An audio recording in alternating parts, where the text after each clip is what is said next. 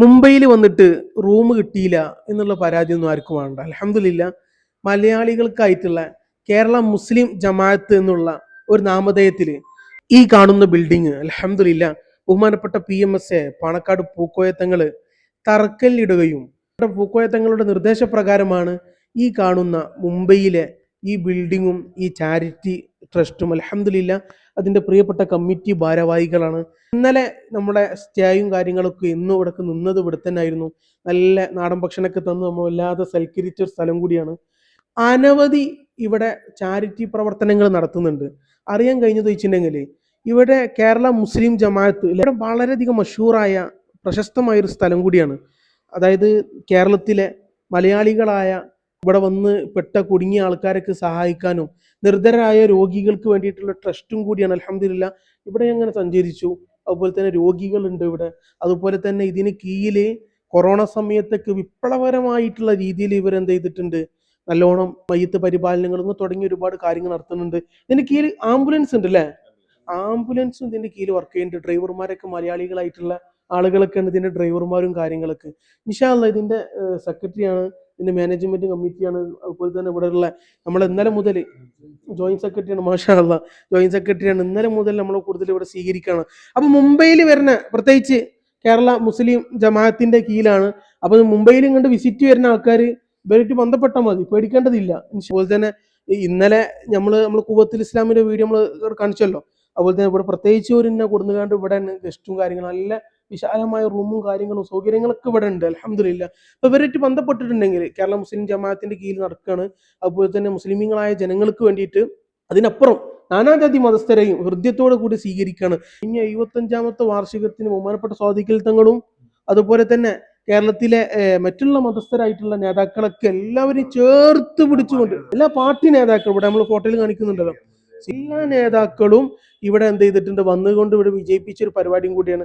എല്ലാവരും ചേർത്ത് പിടിച്ചുകൊണ്ട്, അതായത് മുംബൈ സിറ്റിയിൽ നമ്മൾ അധോലോകം എന്നൊക്കെ നമ്മൾ ഭീതിപ്പെടുത്തുന്ന ഒരു വാക്കുകൾ നമ്മൾ കൂടുതൽ കേട്ടിട്ടുള്ളത്. ഇങ്ങനെ ചാരിറ്റി പ്രവർത്തനങ്ങൾ അധോലോകം ഒന്നും അല്ല കേട്ടോ, ഇവിടെയൊക്കെ സിമ്പിളാണ്, നല്ല മനുഷ്യരാണ്. നമ്മളിവിടെ വരുമ്പോഴാണ് മനസ്സിലാവുന്നത്.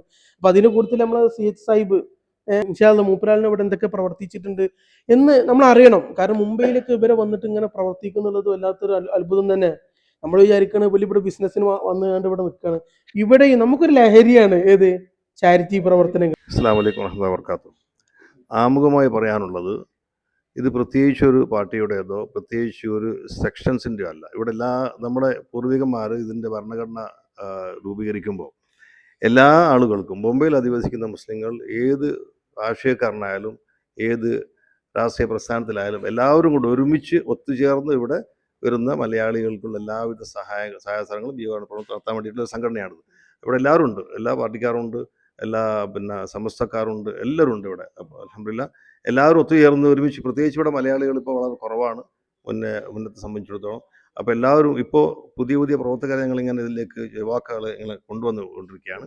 ഇവിടെ എല്ലാവിധ സംഘടന, ഒരു മലയാളി ഇവിടെ വന്ന് എന്തൊരു ബുദ്ധിമുട്ട് അനുഭവിച്ചാലും അത് കേരള മുസ്ലിം ജമാഅത്തിൻ്റെ ടെലിഫോൺ നമ്പർ വളരെ പ്രശസ്തമാണ്. അതിലേക്ക് വിളിച്ചു കഴിഞ്ഞാൽ ഏത് രാത്രി വിളിച്ചാലും, നിങ്ങൾ രാത്രി 2-3 മണിക്ക് വിളിച്ചാലും ഇതിൻ്റെ പ്രവർത്തകർ അതിൻ്റെ കാഠിന്യം അനുസരിച്ച് എന്താണ് അതിന് ആവശ്യമനുസരിച്ച് എല്ലാവരെയും വിളിച്ചുണർത്തി എല്ലാവരും അതിനുവേണ്ടി ഇറങ്ങി പുറപ്പെടുന്ന ഒരു പ്രസ്ഥാനമാണ് ബോംബെ കേരള മുസ്ലിം ജമാഅത്ത്.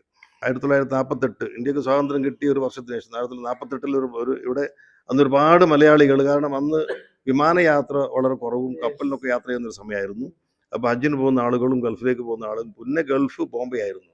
കേരളത്തിൽ നിന്ന് എന്ത് പിരിവിന് എന്തിനാളുകൾ വരാണെങ്കിൽ ബോംബെയിലേക്കാണ് വരാറുണ്ടായിരുന്നത്. നമ്മളെല്ലാം ഇതൊക്കെ മാറും. ഞങ്ങൾ പറഞ്ഞു കേട്ടതാണ്, കാരണം ഞാൻ അതിന് ശേഷമാണ് ഇവിടെ വന്നത്. അപ്പോൾ എല്ലാ ആൾക്കാരും ബോംബെയിൽ വന്നിട്ട് ഒരുപാട് മലയാളികൾ ഉണ്ടായിരുന്ന അവസരമായിരുന്നു. അപ്പോൾ ആ സമയത്ത് പിന്നെ ഒരു മലയാളികൾ മരണപ്പെട്ടാൽ അവരൊരു മയ്യത്ത് ശരിക്കും മറവ് ചെയ്യാനുള്ള ഒരു സാഹചര്യം വളരെ ബുദ്ധിമുട്ടുള്ളതുകൊണ്ട് ആദ്യമായിട്ടൊരു മയ്യത്ത് പരിപാലന കമ്മിറ്റിയാണ് ബോംബെ കേരള മുസ്ലിം ജമാഅത്ത് ഇത് രൂപീകരിച്ചത്. അതിനുശേഷം CH മുഹമ്മദ് കോയ സാഹിബ് പിന്നെ 56 മറ്റോ വന്നിട്ട് ഇവിടെ കൈസർ ഭാഗം നിന്ന് അവിടെ വെച്ചിട്ട് വലിയ വിശാലമായ യോഗം വിളിച്ച് ചേർത്തിട്ട് അവിടെ നിന്നാണ് ബോംബെ കേരള മുസ്ലിം ജമാഅത്തുള്ള നാമം കൊടുത്തത്.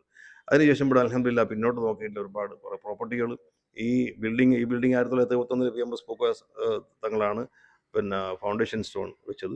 അതിനുശേഷം ഇവിടെ കോൺഫറൻസ് ഹാളിനകത്ത് അത് EMS സാബാണ് ഉദ്ഘാടനം ചെയ്തത്. അങ്ങനെ ഒരുപാട് കേരളത്തിലുള്ള എല്ലാ ചീഫ് മിനിസ്റ്റർമാരും അതിൽ തന്നെ മഹാരാഷ്ട്രയിലെ എല്ലാ ചീഫ് മിനിസ്റ്റർമാരും എല്ലാവരും ഇവിടെ വന്നിട്ടുണ്ട്, പങ്കെടുത്തിട്ടുണ്ട്. പല പരിപാടികൾ, 50 ഗോൾഡൻ ജൂബിലി പരിപാടികൾ ഇതെല്ലാം നേതാക്കന്മാരും പങ്കെടുത്തിട്ടുണ്ട്. അതിനുശേഷം ഇപ്പോൾ 75 പ്ലാറ്റിനം ജൂബിലി പരിപാടി ഞങ്ങൾ കഴിച്ചു. അതിൽ കേരളത്തിലെ എല്ലാ നേതാക്കന്മാരും, എല്ലാ പാർട്ടികളും, എല്ലാ പ്രസ്ഥാനത്തിനും, കാരണം ഇവിടെ പ്രത്യേകിച്ച് ഒരു പാർട്ടി എന്നുള്ള പ്രശ്നം ഇവിടെ ഇല്ല. എല്ലാവർക്കും ഇവിടെ സ്വാഗതമാണ്. പിന്നെ എല്ലാവരും വിശ്വസിച്ചുകൊണ്ട്, ഏത് മതസ്ഥരായാലും വിശ്വസിച്ചുകൊണ്ട് ഇവിടെ വന്നാൽ എന്ത് പ്രശ്നമുണ്ട് അതിന് പരിഹാരം കിട്ടും, നിഷ്പക്ഷമായിട്ടുള്ള പരിഹാരം ഇവിടുന്ന് തീരുമാനം ഉണ്ടാകുന്നുള്ള ഒരു ഇത് വിശ്വാസത്തോടെ ആളുകളെ സമീപിക്കും. അങ്ങനെ എല്ലാ കാര്യങ്ങൾക്കും മലയാളികളുടെ അഭിമാനമായിട്ടും എല്ലാ കാര്യങ്ങൾക്കും ഇവിടുന്ന് എല്ലാ സാഹചര്യത്തിലും എല്ലാ സമയത്തും അവർക്ക് സഹായം കിട്ടിയിട്ടുണ്ട്. ഒരുപാട് കാര്യങ്ങൾ ഇപ്പോൾ കോവിഡ് സമയത്ത് ഇവിടെ ഹോസ്പിറ്റലുകളിൽ ഒരു അഡ്മിഷൻ പോലും കിട്ടാത്തൊരവസരം ഉണ്ടായിരുന്നു. 5 ലക്ഷം 10 ലക്ഷം രൂപ ഡിപ്പോസിറ്റ് വെച്ചാൽ മാത്രമേ അഡ്മിഷൻ കിട്ടുള്ളൂ.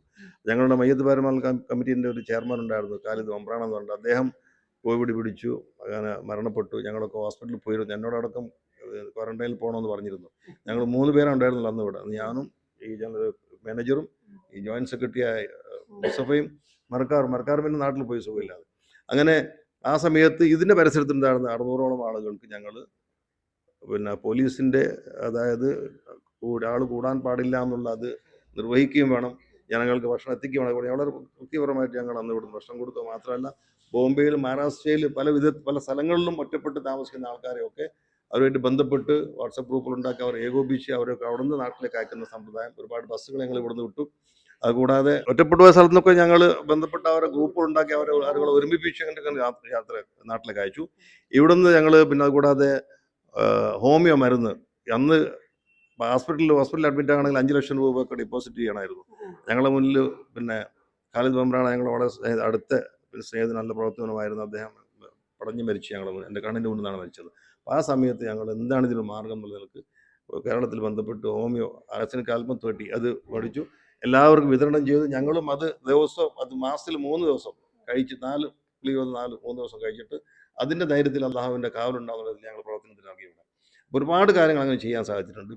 ഇപ്പോൾ മയ്യത്തുകൾ നാട്ടിലോട്ട് കൊണ്ടുപോകുമ്പോൾ ഫ്ലൈറ്റിൽ കൊണ്ടുപോകുമ്പോൾ എംബാം ചെയ്യണം. അപ്പോൾ ഒരു എംബാം ചെയ്യുമ്പോൾ എംബാമിലുള്ള അതിൻ്റെ എത്തനോൾ, ശരിക്കും ആൽക്കഹോളാണ് എംബാമിൽ കൂടെ ശരീരത്തിലേക്ക് മയ്യത്ത് കുത്തിവെക്കുന്നത്. അപ്പോൾ അത് ഒഴിവാക്കാൻ വേണ്ടിയിട്ട് ഞങ്ങളെല്ലാവരും ജനറൽ ബോഡിയിൽ വെച്ച് സംസാരിച്ചാൽ ജനറൽ ബോഡിയിൽ വെച്ചിട്ട് തീരുമാനമായി നമുക്ക് ആംബുലൻസ് വേണം. ആംബുലൻസ് മയ്യത്ത് നാട്ടിലോട്ട് കൊണ്ടുപോകുമ്പോൾ എത്തനോളിൻ്റെ ആവശ്യമില്ല, എംബാം ചെയ്യേണ്ട ആവശ്യമില്ല. അപ്പോൾ ഒരാൾ മരിച്ചു കഴിഞ്ഞാൽ ഫ്ലൈറ്റിന് പിറ്റേ ദിവസം എത്തുമ്പോഴത്തേക്ക് അതേ സമയത്ത് തന്നെ ഇവിടെ ഒരുവിധം കോഴിക്കോട് ഇവരൊക്കെ മയ്യത്ത് ഇവിടുന്ന് നാട്ടിൽ എത്തിക്കാൻ പറ്റും.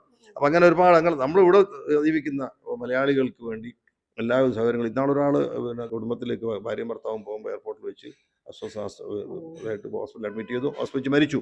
അപ്പോൾ ആ മരിച്ച മയ്യത്ത് ഒന്നും അവർക്ക് ഒരു സഹായിക്കാൻ ആരുമില്ല. പെട്ടെന്ന് ജമാഅത്തിൽ വിവരറിഞ്ഞു, ജമാഅത്തിൻ്റെ ആളുകൾ അവിടെ എത്തി, അൽഹംദുലില്ലാഹ് മയ്യത്ത് നാട്ടിൽ കൊണ്ട്. അങ്ങനെ വരുന്ന ആൾക്കാർ അജ്മീറിലും മറ്റു സ്ഥലങ്ങളിൽ പോയി തിരിച്ചു വരുന്ന ആൾക്കാർ ട്രെയിനിൽ വെച്ച് മരണപ്പെടുന്നു, അതിന് ജമാഅത്ത് കൈകാര്യം ചെയ്യുന്നു.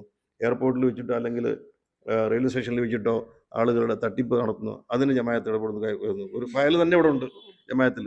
അതായത് റെയിൽവേ ഉദ്യോഗസ്ഥന്മാർ നമ്മുടെ ആളുകളോട് തട്ടിപ്പൊക്കെ നടത്തിയിട്ട് അവരെ നമ്മൾ പിടിച്ചു, അവരോട് വന്നിട്ട് കൺഫെഷൻ ചെയ്ത ഒരു ഫയൽ ഞങ്ങൾ എടുത്തിട്ടുണ്ട്. പക്ഷെ അത് ഞങ്ങൾ ഗവൺമെന്റ് എല്ലാവർക്കും കൊടുക്കില്ല. എന്ന് വെച്ചാൽ അത് അവരുമായിട്ട് വാക്കാണ്. അതായത് ഇന്ന് മുതൽ നിങ്ങൾ ഇത്തരം പരിപാടികൾ ചെയ്യാൻ പാടില്ല, മലയാളികളെ തൊട്ട് റെയിൽവേ സ്റ്റേഷനിൽ തൊട്ട് കളിക്കാൻ പാടില്ല. നിങ്ങളിപ്പം പെൻവയിലും ഉരുളൊക്കെ പോയാൽ ബോംബെ കളർ ജമാഅത്തിൻ്റെ പേര് പറയുകയാണെങ്കിൽ അവരെ നിങ്ങൾ ഒരു വിധ ഉപദ്രവത്തിൽ ഉണ്ടായാലും നിങ്ങൾ വേഗമാണ് അവരുടെ അടുത്ത് എന്ത് ചെയ്യും, ട്രെയിനിൽ കൊണ്ട് വെച്ച് വരും. അത്രയും ബോംബെ കളർ ജമാഅത്തിൻ്റെ പ്രവർത്തനം നമ്മൾ പൂർവികന്മാരെ നേതാക്കന്മാർ എല്ലാവരും അവരാണ് ഈ സംരംഭം ഉണ്ടാക്കിയത്. ഇന്ന് നമ്മളത് മുന്നോട്ട് കൊണ്ടുപോകുന്നത് മാത്രമേ ഉള്ളൂ. മാഷാ അല്ലാ. നിങ്ങൾ ഇവിടെ എത്ര വർഷമായിട്ട് വന്നിട്ട്? ഞാൻ 8 വയസ്സിൽ ബോംബെയിൽ വന്നതാണ്. ഇവിടുന്നാണ് ഇപ്പൊ 63 വയസ്സായി. ബോംബെയിലാണ് പഠിച്ചൊക്കെ. ഫാമിലിയൊക്കെ ഇവിടെ തന്നെയാണ് കൂടുതലും. നാട്ടിൽ ഇപ്പം പോകാറുണ്ട്, 1-2 മാസം നാട്ടിൽ പോകാറുണ്ട്.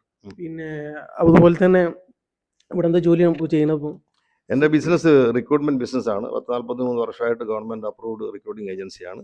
വിസ പ്രോസസ്സിംഗ് ഇതൊക്കെ ചെയ്തുകൊണ്ടിരിക്കുന്നത്. അതുപോലെ തന്നെ ഇത് അബ്ദുൽ സലാം എന്ന് പറയും. സലാം എന്ന് പറയും. നമ്മളെ മാനേജറാണ്. ഇപ്പോൾ പ്രത്യേകം വെച്ചിട്ടുണ്ടെങ്കിൽ ഫുൾ ടൈം ചിരിച്ചുകാണ്ട് എല്ലാവരോടും അല്ലേ പക്ഷെ അതാ ചിരി കണ്ടില്ല നിങ്ങൾ.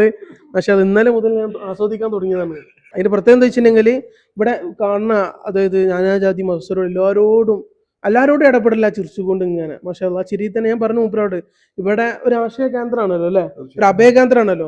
നിങ്ങളെ ചിരി കണ്ടാൽ തന്നെ എല്ലാവർക്കും ടെൻഷനൊക്കെ മാറും. നിങ്ങളെ പേര്? അബ്ദുൾ റസാഖ് സാഹിബാണ്. വയനാട് മാനന്തവാടിയാണ്. ഇവിടെ എത്ര വർഷമായി? ഇവിടെ 15 വർഷമായി. 15 വർഷം. ഞാൻ അബ്ദുല്ല, ഞാൻ കാസർഗോഡ് സ്വദേശിയാണ്, കാസർഗോഡ് കൗൺസിൽ മെമ്പറും കൂടിയാണ്. മാഷാ അല്ലാ. ഏറ്റവും കൂടുതൽ കാസർഗോട്ടുകാരാണ്. എല്ലാവരും ഉണ്ട്, കാസർഗോഡുകാർ കൂടുതലാണ്. ഇദ്ദേഹത്ത് ഇത് നമ്മളെ മരക്കാർ സാഹിബ് തിരുവി തലക്കെടുത്തൂരാണ്. ഇവിടെ 14 വർഷമായി ഇവിടെ ജോലി. ഇത് നമ്മളെ ജോയിന്റ് സെക്രട്ടറി അല്ലേ? മുസ്തഫ കുമ്പോൽ. ഞാൻ കാസർഗോട്ടുകാരാണ്. കാസർഗോഡ് മഞ്ചേശ്വരം ഈ മണ്ഡലം. കുമ്പോൽക്കാർ പറഞ്ഞിട്ടുണ്ടെങ്കിൽ വളരെ ചരിത്രപരമായിട്ട് തങ്ങന്മാരും അതുപോലെ തന്നെ അവിടുത്തെ കാസർഗോഡ് ജില്ലയിൽ നമ്മളെ പൊന്നാനി എന്നൊക്കെ അറിയപ്പെടുന്ന പോലുള്ള പ്രശസ്തമായ സ്ഥലമാണ് കുമ്പോല്. പിന്നെ നമ്മൾ ഇന്നലെ വന്നത് മുതൽ നമുക്ക് ഫുൾ ഹിസ്റ്ററി കാര്യങ്ങൾ ഇവിടെ എങ്ങനെയൊക്കെയാണ്, ഇതെന്താ സംഭവം എന്നോട് പറഞ്ഞ ഇതൊരു അത്ഭുതം തന്നെയാണ് ഈ സംഭവം ട്രസ്റ്റ്. അത് കൂടുതൽ ഇവരൊക്കെ പറഞ്ഞുതരും. ഞാൻ പറഞ്ഞുതരും, ഞങ്ങൾക്ക് ഇത്ര അറിയുള്ളൂ. മൂപ്പരാള് ഇവിടെ ബിസിനസ് ചെയ്യുന്ന ആളാണ്. ബിസിനസ് ചെയ്യുന്ന ആളാണെങ്കിൽ ഇവിടെ ഇയാൾ കെടുക്കണ ഇയാളെ ഷോപ്പിൽ തന്നെ കെടുക്കുക. പക്ഷെ ഇവിടെ വരുമ്പോൾ നിസ്കാരം വിഭാഗത്ത് കാര്യങ്ങളൊക്കെ കൃത്യത്തിൽ നടക്കുന്നുണ്ട്. അതുകൊണ്ടാണ് ഞാൻ ഇവിടെ തന്നെ കെടുക്കുന്ന കാര്യങ്ങൾ എന്ന് പറഞ്ഞു. നിങ്ങളെ പേര്? എൻ്റെ പേര് ഫൈസല. കുഞ്ഞാലമറക്കാർ കോട്ടക്കല്ല. മാഷാ അല്ലാ. ഇത് ആംബുലൻസ് ഡ്രൈവർ. ഞാൻ പറഞ്ഞില്ല ആംബുലൻസ് ഉണ്ട്. അൽഹംദുലില്ലാ ഇതിന്റെ കീഴിൽ ഒരുപാട് ചാരിറ്റി പ്രവർത്തനം നടത്തുന്നുണ്ട്. അതിലെ ഡ്രൈവറും കൂടിയാണ്. അതെ. മാഷാ അല്ലാ. അപ്പൊ ഇങ്ങനെ ഇതാ ഇനിയുണ്ട് ആൾക്കാർ ഇതിന്റെ കീഴിൽ ഒരുപാട് മെമ്പേഴ്സ്മാരുണ്ട്. ഇതാ ഇവിടുത്തെ നേതാക്കൾ തന്നെ ഒരുപാട് പരിചയപ്പെടുത്താണ്ട്. സാഹിബ് ഞാൻ മൂപ്പരാൾക്ക് ഞാനൊരു സീറ്റിൽ നിങ്ങളുടെ കണ്ണിട്ടോ. മാഷാ അല്ലാ. മൂപ്പരാൾക്ക് ഇവിടെ വന്നിട്ട് ഇങ്ങനെ പ്രവർത്തിക്കുകയാണ്. അപ്പൊ ഞാൻ പറഞ്ഞു ഇതൊക്കെ എന്തായാലും കേരളക്കാർ കാണണം. നമ്മൾ അവിടെ ഉള്ള അങ്ങാടി മറ്റൊക്കെ കാണിക്കണ നേരം ഇതല്ല ഉപകരിക്കേണ്ടത്. കേരളത്തിൽ ഇപ്പം എന്ത് സംഭവിച്ചാലും ആദ്യം വിവരം അറിയുന്നത് ബോംബെ കേരള മുസ്ലിം ജമാഅത്തിലേക്ക് തന്നെയാണ് ഫോൺ വരുന്നത്. ഏതെങ്കിലും ഞങ്ങൾ കുറെ ഗ്രൂപ്പുകൾ ഞങ്ങൾ ഇതിന് അതായത് പോലീസ് കേസുകളും മറ്റേതും ഇവിടെ മറ്റുള്ളവര് ഞാൻ ഇതുപോലെ പറയാം, ഞാൻ ഇവിടെ നിൽക്കുന്ന സമയത്ത് തന്നെ പല ആളുകളും മലയാളികളും ഇവിടെ അങ്ങനെ വന്നു പോകുന്നുണ്ട്. ഒരു അഭയകേന്ദ്രമാണ്. എന്തെങ്കിലും വിഷയങ്ങൾ പല കാര്യങ്ങൾ സംസാരിക്കണം, അവിടെ എത്തിക്കേണ്ട കാര്യങ്ങൾ ഞാൻ അങ്ങനെ കേൾക്കാണ്. ജമാഅത്ത് ഒരു അത്താണിയാണ് മലയാളികൾക്കുള്ള. ഏതൊരു പല സംഘടന ബോംബെയിലുണ്ടെങ്കിലും ജമാഅത്തിനെ എല്ലാം വിളിച്ചു പറഞ്ഞ് ജമാഅത്തിനെ എല്ലാം കൈകാര്യം ചെയ്യുന്നത് ഒരുപാട് കേസുകൾ. പെൺകുട്ടികൾ കേരളത്തിൽ നിന്ന് മലപ്പുറം ഭാഗത്ത് നിന്ന് ഇങ്ങോട്ട് വന്നില്ലേ, കോഴിക്കോട് പാനൂർ ഭാഗത്ത് അല്ലല്ലോ, കോഴിക്കോട് ഭാഗത്ത് നിന്നാണ് ഇങ്ങോട്ട് വന്ന് 2 പെൺകുട്ടികൾ ട്രെയിനിൽ വന്നു. അത് തിരിച്ച് അവരുടെ നാട്ടിലെത്തിച്ചില്ലേ. ആ പെൺകുട്ടികളെ ട്രേസ് ചെയ്തത് ജമാഅത്തിൻ്റെ ഭാരവാഹിയ ഞാനും മറ്റാൾക്കാരും കൂടിയാണ്. അവർ ട്രെയിനിലായിരുന്നു. പോലീസിനെ വെട്ടിച്ചു, പല പ്രാവശ്യം പോലീസ് ട്രേസ് ചെയ്തു. അവസാനം അവർ ഇന്ന് ട്രെയിനിൽ VT സ്റ്റേഷൻ്റെ CST സ്റ്റേഷൻ്റെ അടുത്തുണ്ടെന്ന് പറഞ്ഞിട്ട് വിവരം കിട്ടി. ഞങ്ങൾ നോമ്പ് തുറന്ന് പിന്നെ തറാവി കഴിഞ്ഞിട്ട് അവിടത്തേക്ക് വിവരം കിട്ടപ്പം പെട്ടെന്ന് പോയപ്പോൾ അവരവിടെ സ്ഥലം വിട്ടു. പിന്നെ അവർ പറഞ്ഞു വെച്ചാൽ ഞങ്ങൾ ട്രെയിനിലാണെന്നില്ല. ആ ട്രെയിൻ ഏതാണെന്ന് കണ്ടുപിടിച്ചിട്ട് ആ കുട്ടികളെ ഇവിടുന്ന് വിട്ട ട്രെയിനിൽ അവർ പോലീസിനോട് പറഞ്ഞ് പൻവേലിലേക്ക് പോകുന്നില്ല. പക്ഷെ അവർ വേറെ ട്രെയിനിലേക്ക് പോലീസിനെ അവർ വെട്ടിക്കുകയായിരുന്നു. ലോനാവാല സ്റ്റേഷനിലേക്ക് അവർ 15 മിനിറ്റ് കൊണ്ട് ഇന്ന് ട്രെയിനിൽ എത്തുന്നുണ്ടെന്നുള്ളത് ഇവിടുത്തെ പിന്നെ ഹെഡ് മാസ്റ്ററുമായിട്ട് സംസാരിച്ച് അത് ട്രാക്ക് ചെയ്ത് കൊടുത്ത് ഞങ്ങളാണ്. അപ്പൊ ഈ മുംബൈക്ക് വരുന്ന ആൾക്കാര് നമ്മളെ കേരള മുസ്ലിം ജമാഅത്തുമായിട്ട് ബന്ധപ്പെടണം. ഇതിപ്പോ ആരെ നമ്പറാണ്? ഇപ്പൊ നമ്മൾ പ്രേക്ഷകർക്ക് ഇത് കാണുമ്പോൾ ഇവിടെ വിസിറ്റ് ചെയ്യാനും അതുപോലെ തന്നെ ഇവിടെ കാഴ്ചകളും ദർഗകളൊക്കെ ഒരുപാടുണ്ട്. സിയാർത്ത് ചെയ്യാനും കാര്യങ്ങളും. ഇവിടെ പഴയ ലണ്ടൻ ഇവിടെയാണ്. ഇവിടുത്തെ ഓരോ കെട്ടിടങ്ങളൊക്കെ നമ്മൾ കാണാനും കാര്യങ്ങളൊക്കെ ഉണ്ട്. അത്ര സഞ്ചരിക്കണം അല്ലെ? ഒന്ന് സഞ്ചരിക്കുമ്പോഴാണ് നമ്മൾ എന്ത് ചെയ്യുന്നത്, ഇതൊക്കെ നമ്മൾ കാണുന്നത്. നമ്പറും കൂടി പറഞ്ഞു കൊടുത്താല് 02249716360. നമ്മൾ ഈ ബന്ധം നിലനിൽക്കണം. അല്ലാഹു തൗഫീഖ് നൽകി അനുഗ്രഹിക്കട്ടെ. അസ്സലാമു അലൈക്കും വറഹ്മത്തുള്ളാഹി.